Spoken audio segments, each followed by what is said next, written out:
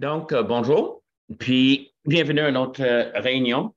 Euh, Maintenant, si tu remarques, c'est 10 heures dimanche matin et ça débute à 10 heures.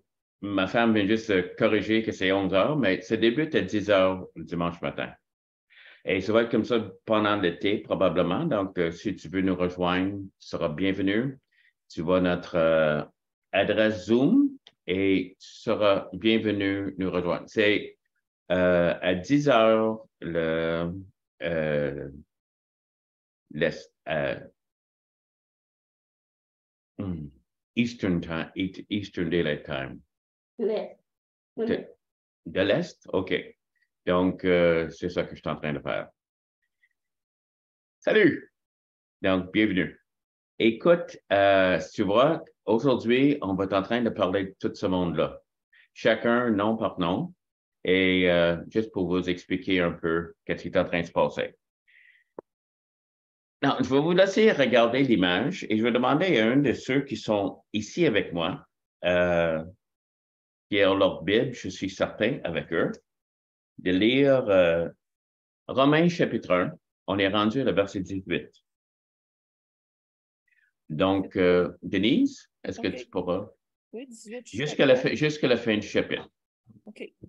La colère de Dieu se révèle du ciel contre toute impiété et toute injustice des hommes qui retiennent injustement la vérité captive, car ce qu'on peut connaître de Dieu est manifeste pour eux, car Dieu le leur a manifesté.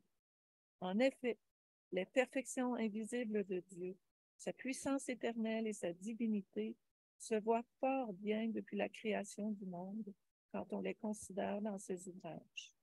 Ils sont donc inexcusables, puisqu'ayant connu Dieu, ils ne l'ont pas glorifié comme Dieu et ne lui ont pas rendu grâce, mais ils se sont égarés dans de vains raisonnements et leur cœur sans intelligence a été plongé dans les ténèbres.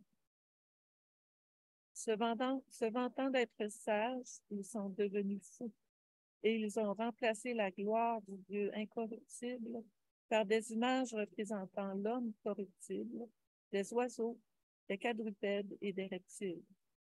C'est pourquoi Dieu les a livrés à l'impureté, selon les convoitises de leur cœur, en sorte qu'ils déshonorent eux-mêmes leur propre corps. Eux qui ont remplacé la vérité de Dieu par le mensonge et qui ont adoré et servi la créature au lieu du Créateur, qui est béni éternellement. Amen. C'est pourquoi Dieu les a livrés à des passions déshonorantes, car leurs femmes ont remplacé les relations naturelles par des actes contre nature. Et de même les hommes, abandonnant les relations naturelles avec la femme, se sont enflammés dans leurs désirs les uns pour les autres. Ils commettent l'infamie, homme avec homme, et reçoivent en eux-mêmes le salaire que mérite leur égarement. Comme ils n'ont pas jugé bon d'avoir la connaissance de Dieu, Dieu les a livrés à une mentalité réprouvée pour commettre des choses indignes. Ils sont remplis de toute espèce d'injustice, de méchanceté, de cupidité, de perfidie, pleins d'envie, de meurtre, de discorde, de fraude, de vice, rapporteurs, médisants, impies, emportés, orgueilleux, fanfarons, ingénieux au mal, rebelles à leurs parents, sans intelligence, sans loyauté, sans affection, sans indulgence, sans pitié.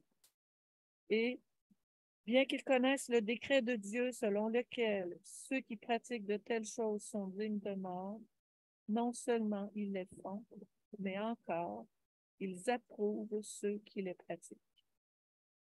On va prier. Seigneur, on demande que ta parole soit claire. Saint-Esprit, je demande que tu m'aides à communiquer ce que tu veux dire aujourd'hui. Merci que ta parole est là. Merci Dieu, tu nous parles encore à travers ces paroles et tu nous expliques et tu nous fais comprendre qui tu es et un peu qui nous sommes.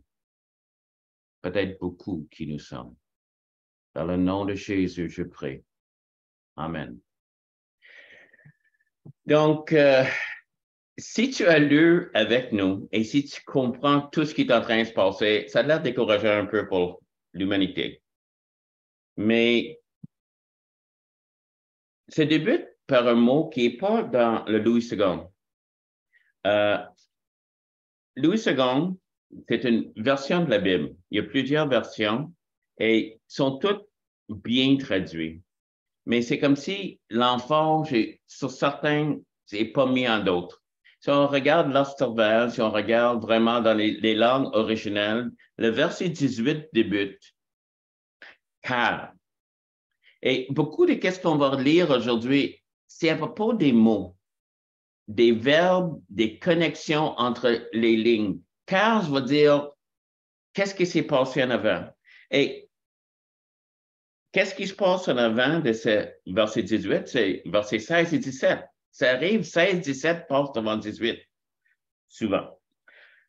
Car je n'ai pas honte de l'Évangile, c'est une puissance de Dieu pour le salut de quiconque croit, les Juifs premièrement, puis les Grecs, parce qu'en lui est révélée la justice de Dieu par la foi et pour la foi, selon qu'il est écrit, le juste vivra par la foi, car la colère de Dieu. Et je veux que tu comprennes ça. La justice de Dieu, on a parlé de ça dans les autres messages que j'ai donnés. En regardant qu'est-ce qui est arrivé à Christ, on a réalisé la profondeur, l'importance de qu'est-ce qui est en train de se passer dans ce monde. Car à cause de, si on regarde, premièrement, le juste vivra par la foi. La foi en quoi? Dans la croix de Christ. Et la croix de Christ est affreux. Est affreux. C'est une des manières les plus horribles que le monde, quelqu'un peut mourir. Et c'est inventé par les hommes. C'est ça qui me surprend toujours. C'est une invention humaine. On a inventé quelque chose pour faire souffrir quelqu'un le plus longtemps possible avant qu'il meure. Nous. Et si tu lis le reste du chapitre, tu vois que, mais si ça, c'est nous, tu ne vas pas être surpris. Parce que c'est affreux. Et Dieu a permis, Dieu qui a le pouvoir de juste parler et créer, et l'univers est là, il a aussi le pouvoir d'arrêter. Il a permis que son fils vit quelque chose. Et la raison de ça, c'est pour la justice de Dieu, pour que la justice de Dieu soit payée. Le salaire du péché, c'est la mort. Mais c'est pas fini, là. C'est tellement profond, ça. C'est la manifestation de la justice de Dieu. Et encore, comme j'ai dit la dernière fois, si jamais tu as vu un des films qui le montre le plus, c'est La Passion de Christ par Mel Gibson. Et tu le regardes, puis c'est incroyable la souffrance qu'ils sont en train de montrer dans ce film-là, puis ça n'arrête pas, ça continue, puis ça continue, puis ça continue. Et c'est Jésus qui l'a fait pour nous. Parce que la justice de Dieu demandait que quelqu'un passe par là. Quelqu'un souffre à tel point. Et des fois, on pense, on n'est pas si pire que ça. Oui, mais regardons là. Ici, on voit, c'est qu'est-ce que ça dit dans le chapitre des hommes, OK? Puis, je vais ajouter là-dedans, et des femmes. Qu'est-ce que ça dit dans ces versets-là? La colère de Dieu se révèle du ciel contre toute impiété et toute injustice des hommes qui retiennent. Je t'ai dit, c'est important, tous les mots qui vont être utilisés et qui est en train de faire quoi. Car, pourquoi? Parce que c'était terrible, la justice de Dieu. Pourquoi la justice de Dieu? Voici. Car la colère de Dieu se révèle du ciel et ça c'est révélé en Christ, révélé en Christ qui a souffert du ciel, contre toute impiété et toute injustice des hommes qui retiennent. Le mot retiennent ici, c'est pas une chose qui dit que je ne fais pas partie, que pour moi, je ne savais pas. Je veux que tu comprennes que les hommes retiennent injustement la vérité captive. On connaît la vérité, on le retient, on ne veut pas que ça sorte. On vit dans ce monde-là aujourd'hui. Si tu es chrétien, si tu es dans une église et si tu partages l'évangile avec quelqu'un, sachez que tu es dans une lutte spirituelle parce que c'est pas juste qu'il faut que la vérité passe, mais il faut aller contre ceux qui retiennent. Et ceux qui retiennent, c'est les hommes qui sont poussés par le père des menteurs. Il existe un monde spirituel qui influence les hommes à faire qu'ils retiennent. Imagine, ils connaissent la vérité, ils retiennent. Est-ce que je l'invente? Non, on voit aujourd'hui des plaintes qui sont en train d'arriver avec le média, le média social. Il y a certains sites qui ne permettent pas à des personnes de parler. Ils ne veulent pas que certaines choses changent. Et si quelqu'un dit la vérité, on va l'appeler hate speech, on va l'appeler un dialogue de haine.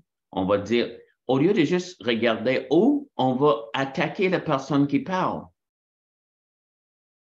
Et ça arrive beaucoup aujourd'hui. On ne veut pas parler. J'ai vu, il y avait un homme, il y avait une foule autour de lui, Jordan Peterson, je le respecte beaucoup. Il était devant une université, puis il voulait juste parler parce qu'il parlait des pronoms. Et il dit non, je ne peux pas l'accepter. Premièrement, grammaire et la manière qu'on parle, c'est pas une manière de parler. Et personne ne voulait lui parler, il voulait juste crier après lui. Il ne voulait pas discuter. Et il y a bien d'autres qui... Autrement, on retient la vérité, discute pas. La même chose arrive avec les attaques contre Israël, les attaques contre beaucoup de choses, transgenre, homosexualité. On ne veut pas en discuter. On veut juste que ce soit accepté. Et si tu ne l'acceptes pas, je vais crier, je vais hurler. C'est comme... Je ne peux pas croire qu'est-ce que je vois aujourd'hui. C'est rendu... Qu'est-ce que je vois sur YouTube et d'autres... Quand ça arrive à supposément des discussions, c'est justement pas ça. Il n'y a pas de discussion, il faut que tu l'acceptes, on va t'attaquer. Ils retiennent injustement la vérité captive. On ne veut pas que tu saches. C'est une condamnation qui est assez sévère contre l'homme. Ce qu'on peut connaître de Dieu est manifesté pour eux. Dieu leur ayant fait connaître.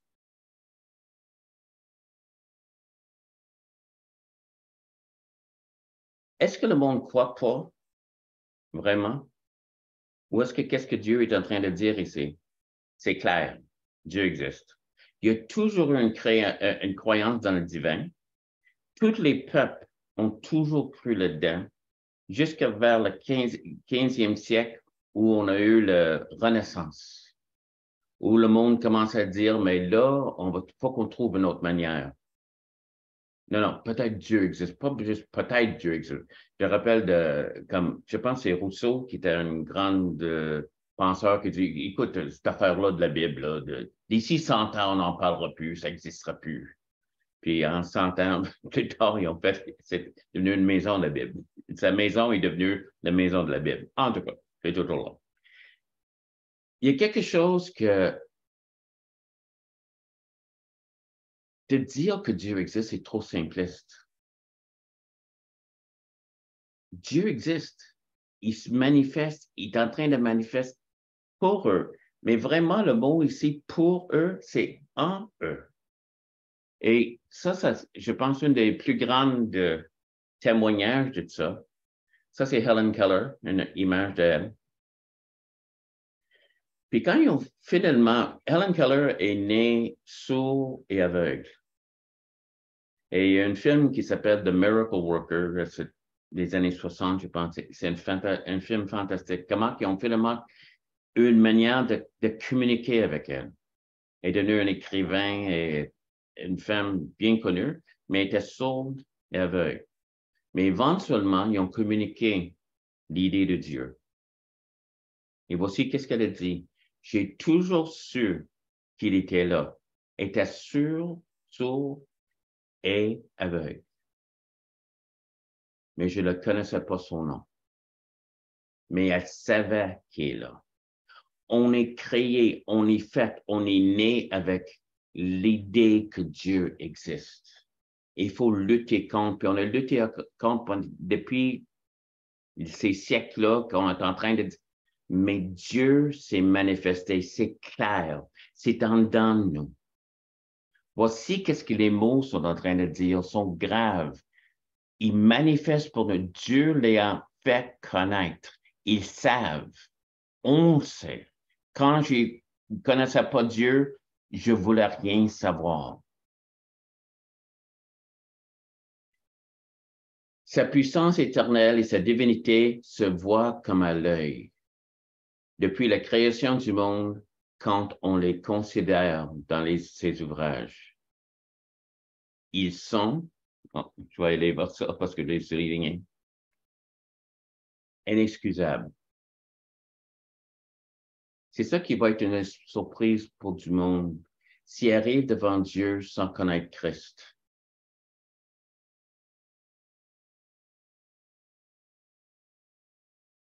Mais je ne le savais pas. Pourquoi tu ne le savais pas? C'était clair, j'étais là, j'étais partout. J'ai été montré, regarde autour de toi, regarde, ferme ta main, rouvre-le. C'est une erreur, c'est un accident, c'est une explosion de rien qui est devenu quelque chose. Non! Tu le savais. Tu avais juste à chercher un peu. La Bible dit, si on cherche, on trouve. La raison qu'on ne trouve pas, c'est qu'on ne cherche pas. Parce que une des choses qu'on veut, c'est que nos passions et les choses que Dieu veut pas,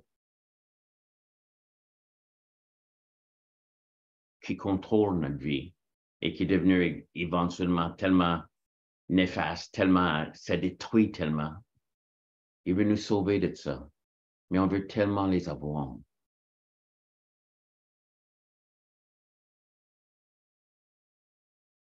Ayant connu Dieu, ils ne l'ont point glorifié comme Dieu, ne lui ont point rendu grâce, mais ils se sont égarés dans leur pensée, leur cœur sans intelligence a été plongé dans les ténèbres.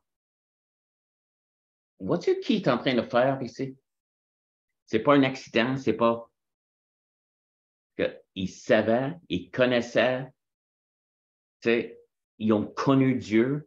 Et je ne sais pas s'ils parlent de le moderne. Imagine qu'ils ont débuté, la race humaine a débuté avec Dieu. Et à chaque génération, ils parlaient de Dieu. Mais le plus qu'ils s'éloignaient du jardin, du début de la création, le plus qu'ils changeaient, ayant connu Dieu.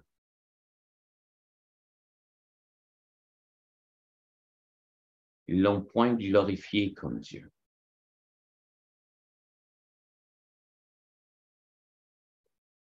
Donc, le résultat de toute cette...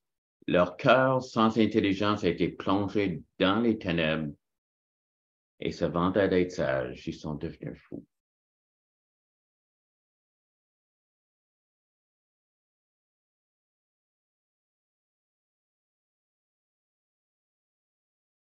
Un homme peut avoir un bébé. J'ai écouté ça encore. J'ai vu une entrevue. Ils ont montré les preuves. Voici une barbue qui est enceinte. Mais c'est une femme qui a une opération pour... Elle a pris des jours pour avoir une barbe et est enceinte. C'est complètement débile. C'est complètement fou. Si quelqu'un veut s'habiller comme une femme et un homme qui veut s'habiller comme une femme qui veut dire qu'elle est un homme, dis-le. Vis comme tu veux. Et embarque-moi pas là-dedans. Embarque-nous pas là-dedans.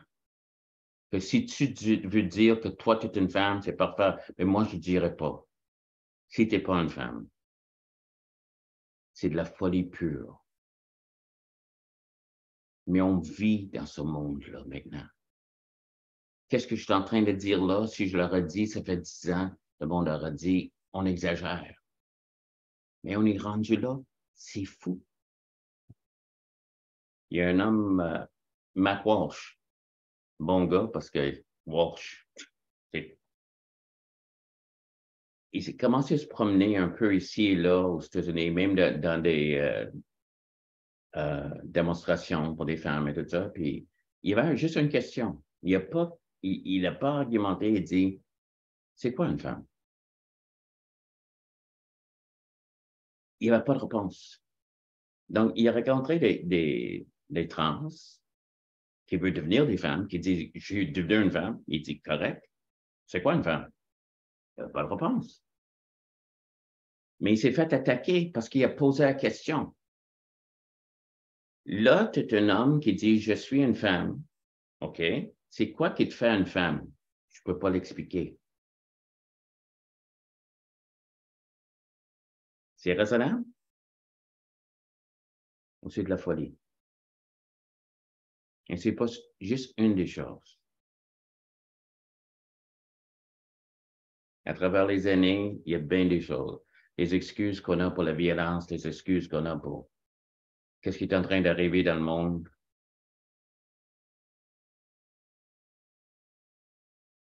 Peut-être que je prends un peu plus de temps aujourd'hui, mais le langage ici est tellement clair.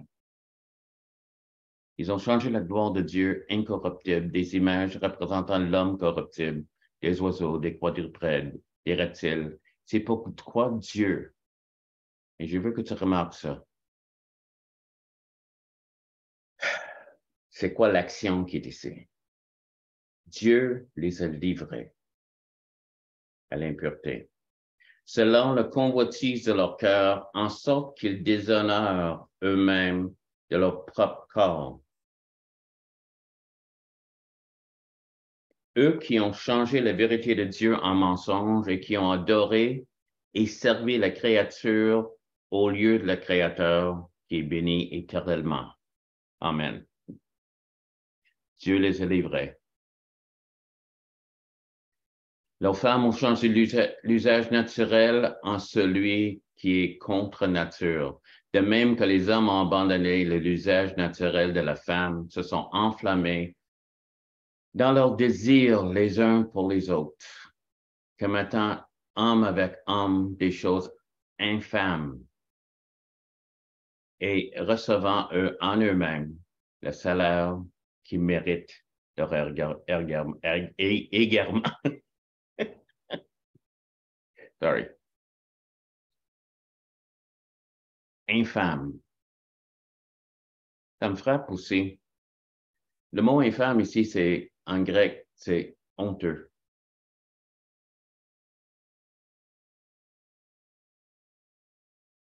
Il y a quelque chose et ça c'est juste moi, et j'observe des fois encore des vidéos, j'ai vu des choses de Pride, ils sont en train de se promener, c'est correct, tu veux, ça c'est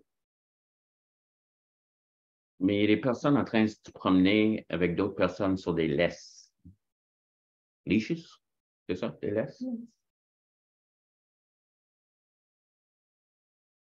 Habillés en, je sais pas, des choses que... Et quelque part, ils sont en train de célébrer la honte parce que ça a l'air honteux. Non seulement ça a l'air honteux, c'est comme ils sont en train de célébrer quelque chose. Être un esclave dans le temps des Romains, c'était la pire chose qui aurait pu t'arriver. Mais eux veulent célébrer. Pourquoi cette dépravée de descendre, prendre l'homme et la femme et la baisser à ces choses? On est la plus haute, la création de Dieu.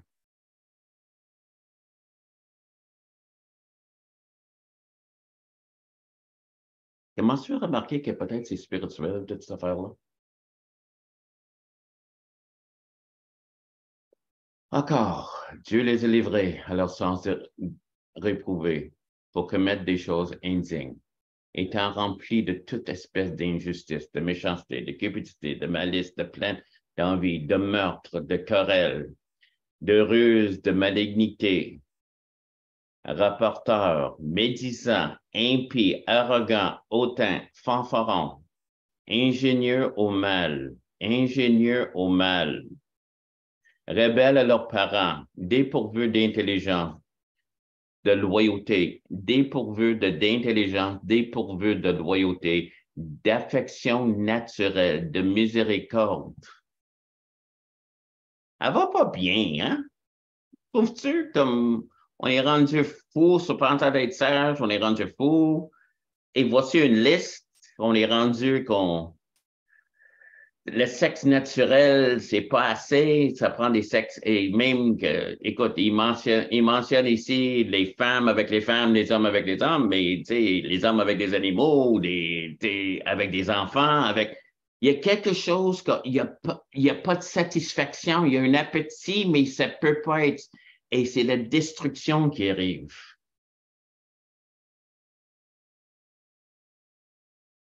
Deux.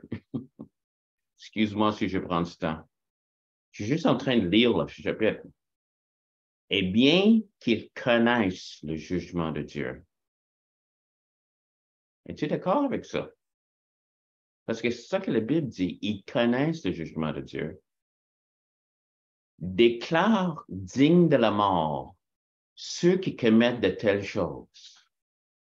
Donc, ces mêmes personnes vont se mettre en jugement contre d'autres personnes qui font de telles choses. Mais, non seulement ils les font, mais ils approuvent ceux qui le font. OK. On va mettre quelqu'un à mort, s'il fait telle chose, mais moi, je vais le faire et je vais approuver quelqu'un d'autre qui fait. Mais il n'y a pas de folie là-dedans. Écoute, tu vois pas? Quand le monde parlait avec Matt Walsh qui disait, tu veux expliquer une femme, mais il y a une femme qui a dit, mais c'est une conglomération de... Autrement, elle dit des mots qui ne veulent rien dire. Mais tu vois pas clair? Puis c'est Matt qui disait un peu, pour moi, tu n'es pas assez intellectuel. Non, ça fait pas de sens. Mais toi, tu as besoin de quelque chose. Vois-tu quelque chose ici dans cette description du monde? On est perdu. On. Je suis pas en train de pointer le doigt, je suis dedans. Je suis dedans.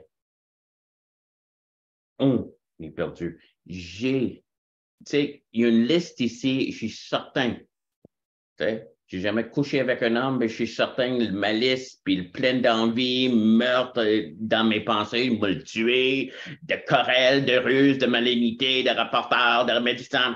On est là. Pourquoi je parle de ça? Au début, car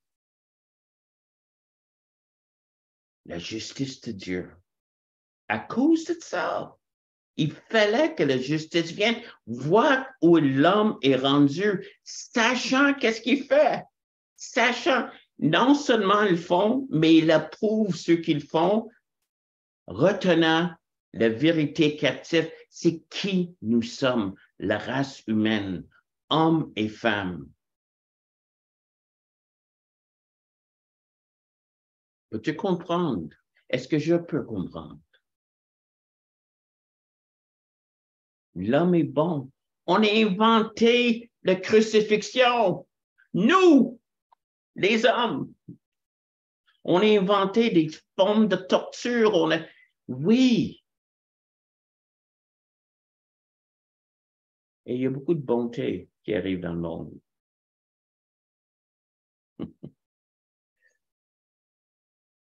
Mais sachez-le, c'est pour ça le cœur. Il fallait qu'il paye ce prix parce qu'il ne fallait pas que la justice de Dieu soit révélée comme ça devrait. On est rebelle. C'est pas juste qu'on ne connaît pas Dieu, on refuse de le connaître. On est coupable. Et quand je dis on, je veux dire on. Tous ont péché.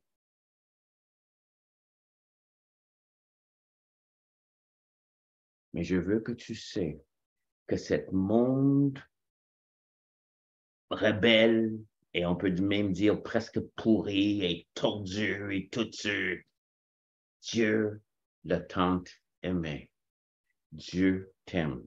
Il m'aime et je ne comprends pas.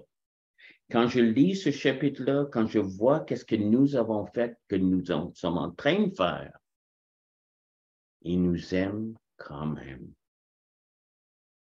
Car Dieu a tant aimé. À quel point? Car la justice de Dieu était mise sur celui en qui il a mis toute son affection, Jésus. Et parce qu'il l'aimait tellement, mais en même temps, il l'a placé dans une place de paix pour tes péchés et mes péchés. Car, et tout le chapitre, le reste du chapitre, c'est pour ça le cœur. Pour ça, il fallait que la justice, il fallait que ce soit payé parce que nous sommes tous coupables de ce monde-là.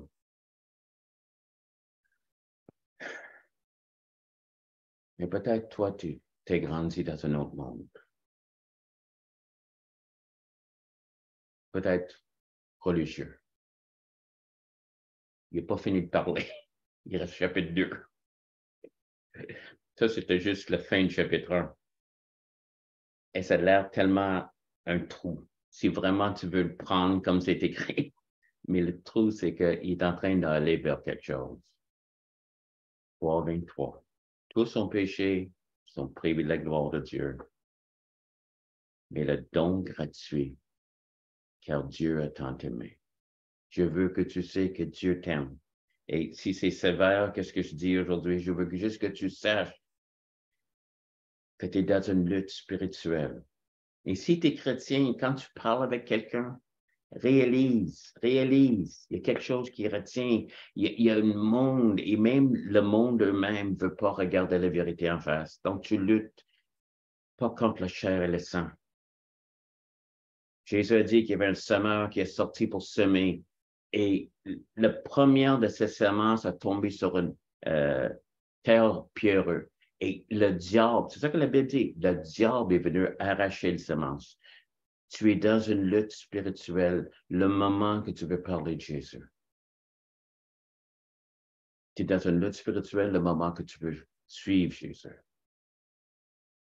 Mais Dieu t'a tant aimé qu'il a donné son Fils unique afin que quiconque, et ça c'est toi, crois en lui, ne périsse pas, mais que tu as la vie éternelle. J'espère que je ne t'ai pas découragé. Mais sachez qu'il y a une vérité et sachez que tu connais la vérité plus que tu penses.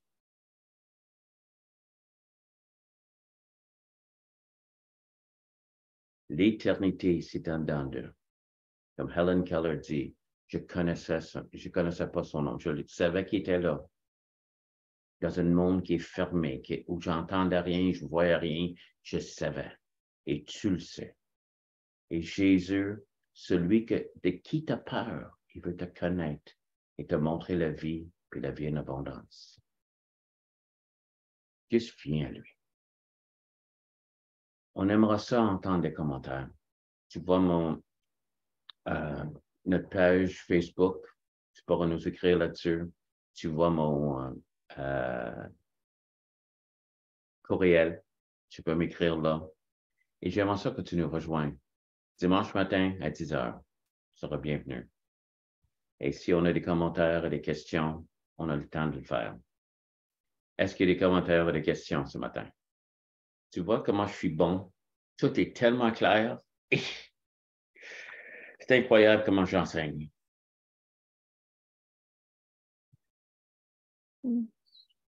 Non, ben moi, la seule chose qui est venue dans ma tête, c'est qu'il n'y a rien de nouveau sous le soleil. Hein? Et si Paul n'a pas eu besoin de prêcher là-dessus à son époque, peut-être 70 ans après Jésus-Christ, une affaire de même, 60 ans, je ne sais pas. Oui, un peu plus tôt que ça. Ouais. 33? Oui, tu as raison. C'est après ça. OK. Ben, tu sais, que déjà, à cette époque-là, c'est ça qui se passait. Il n'y a rien de nouveau sur le soleil, comme tu as dit. C'est ça, ça se répète, puis c'est continu. J'écoutais justement une personne là, la semaine passée qui disait qu'à chaque fois qu'une nation devenait riche et prospère, ces problématiques-là arrivaient, ces situations-là arrivaient. Puis ça finissait toujours par soit arrêter ou il y avait une guerre ou whatever, puis là, c'était plus ça qui était important. Mais ça finit par revenir quand on est trop confortable, mettons. En tout cas. Le danger du confort. C'est pas nécessairement qu'on est confortable, c'est qu'on a oublié Dieu. Comme tu dis, connaissant Dieu. C'est ça qui me frappe avec toutes les. Parce que c'est comme si moi c'est comme si je suis toujours frappé par ces. On connaissait quoi? Qui est en train de retenir? Et on connaissait Dieu, sachant, montrant clairement. C'est tout là. Mais quelque part, on change. Et comme tu dis, et ça l'arrête les passions, ça l'arrête d'autres choses qui prennent de la place. On est riche, puis on commence à goûter. Et éventuellement, ça nous amène vers. Et c'est pas nécessairement parce qu'il y a des riches qui suivent Dieu avec tout leur cœur. C'est ça. Donc, il y a des choses que tu n'as pas compris ou qu'est-ce que je suis en train de partager ou est-ce que c'est assez clair? Moi, c'est bien clair.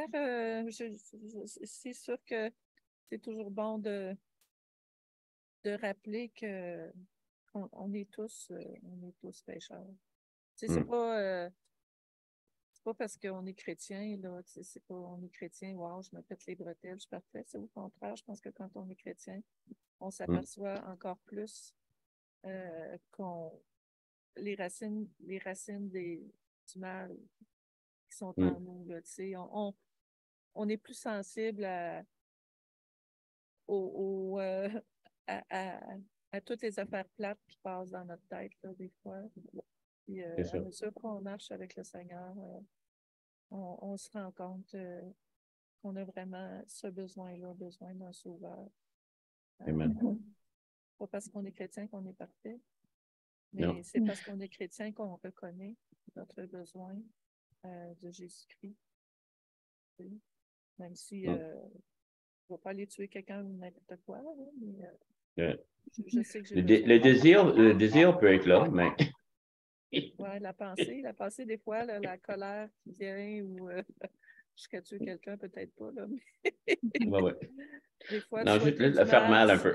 souhaiter du mal à quelqu'un ou on est très sensible à ça quand on marche avec le Seigneur. Puis au quotidien, c'est ça. Merci pour le Seigneur. Merci pour Jésus. Merci pour l'équilibre. Amen. Amen. Donc, on va regarder vers le chapitre 2, semaine prochaine. J'étais un peu long aujourd'hui, mais je voulais vraiment souligner beaucoup qui est en train de faire quoi. Donc, l'homme décide de faire quelque chose et Dieu les a livrés.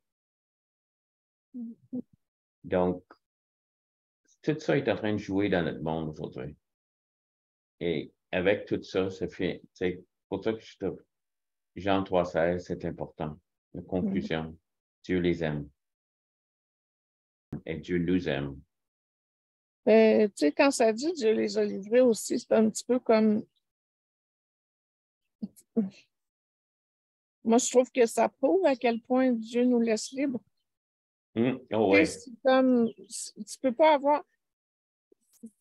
Moi, j'aurais de la... Tu sais, je suis en train de te dire, c'est pas bon pour toi, fais pas ça, mais je peux pas te forcer, tu veux pas, tu sais, fait que, OK. Tu sais, puis il est vraiment bon envers nous parce que non seulement il nous laisse libres, mais justement, il fournit, c'est vraiment ça, il fournit quand même son Fils comme pour nous sauver à travers les décisions qu'on prend dans notre liberté, qu'on prend des décisions folles. Il a quand même offert son Fils. Il a dit, gars, si tu veux, il est là, c'est là. Tu sais, tu peux être sauvé à travers mon Fils, c'est bien.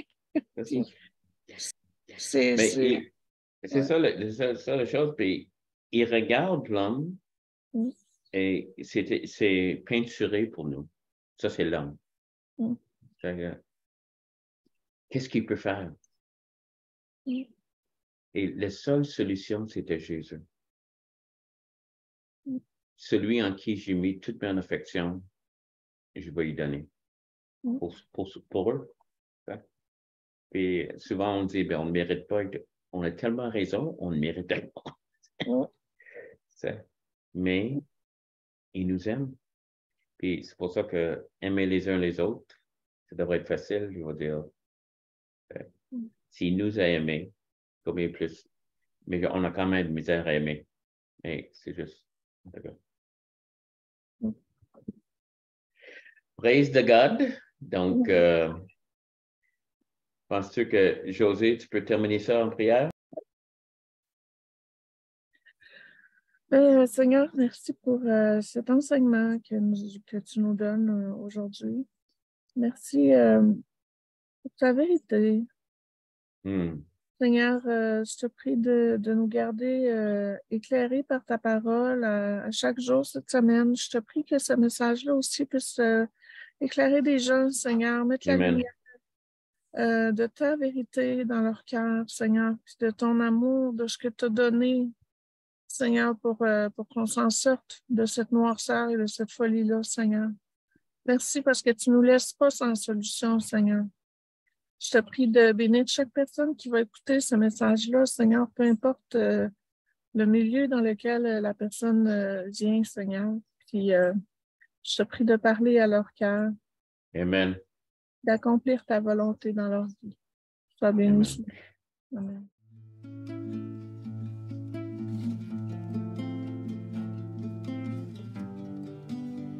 Quand on cherche sincèrement, il y a des réponses qui s'offrent à nous.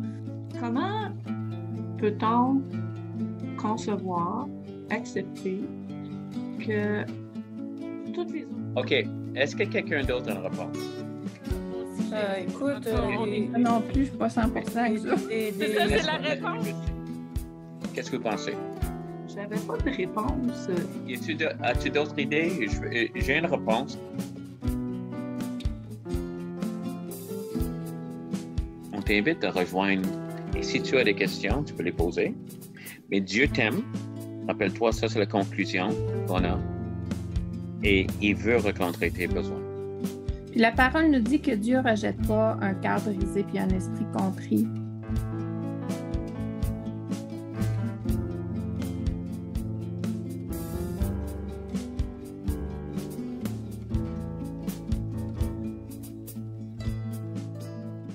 Sois le bienvenu.